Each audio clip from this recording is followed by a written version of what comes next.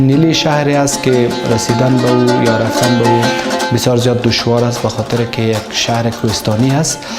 به این خاطر تمام اقتصاد شهر نیلی با سرک های درست از او ارتباط دارد و این خاطر خواسته های دوامدار مردم این بوده که باید به نیلی سرک های درست و استاندارد جور شود و این خواسته هایشان از شاروال و والی سابق هم بود. ما همین گفتنی هم داریم برادر عزیز که ما 2 ماه پیش همین سرک کانکریت کردیم. ما گفتم همین کبایش ما بذارم در گوش همین مسئولین ما برسه، همین در دولت‌های خارج هم برسه که در کلی ما توجه و کمک کنه. همین راه که هست بسیار گرد و خاک است، اثر از گرد و خاک است، از میسو از دیسی گیل تضابی. کمک های USAID امرای شهرداری شهر نیلی و ولایت دایکندی کمک کرد تمام بازار ما کانکریت ریزی کنیم و ما فعلا متيقن هستیم و مردم هم متيقن است که هر کس آمده میتونه خرید و فروش خود را به شکل آسوده و راحت انجام داده میتونند. پیش از این بسیار اوضاع خراب بودن، گرد و خاک زیاد بودن، روی مواد غذایی مردم خیلی تاثیر داشتن، اونا را خراب میکردن، مردم ها مریض میشن. بعد از اینکه کانکریت خودکاری شد بسیار یک کار خوب شد، گرد و خاک روی مواد غذایی مردم، روی اجناس مردم کمتر است، بسیار خوب است.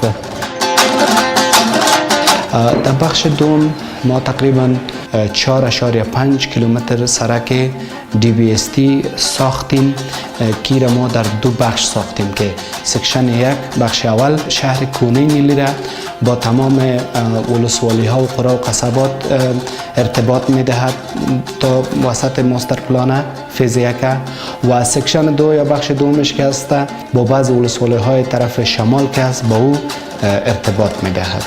امی سرک DBST که ساختیم انشالله که اقتصاد شهر نیلی و شهرداری نیلی بیشایبه شاید بالا بود.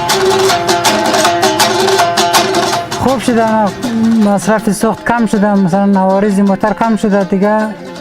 به قیمت ترانسپورتیشن که ما میگیریم از مسافرین کم شده، خیلی خوب شده دیگه. سرک خوب شده، حالا ما میتونیم هر چقدر که بیم، هر چی پیرا بیم در روز میتونیم بیم با آسانی. در کنار همین سرک یک کلینیک خدماتی و صحی را ایجاد بکنیم و همچنین تصمیم داریم که یک مارکت بسازیم و زمین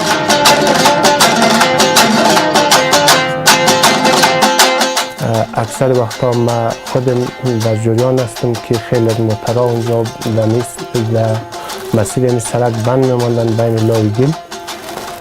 فعلا این سرکی که از طرف مؤسسه محترم رامپاپ یعنی هزینه شده به برابر باعث پولده شده، نسبتا خیلی سوالات ها رو برای همه شهروندان نیلی آورده.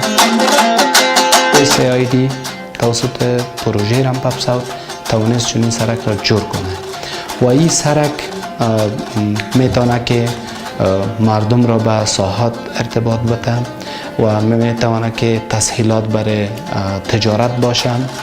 همچنان چانس میده به مردم نیلی و شهرداری نیلی که بتوانند پلان های اقتصادی انکشافی دراز مدت را به پیش داشته باشند.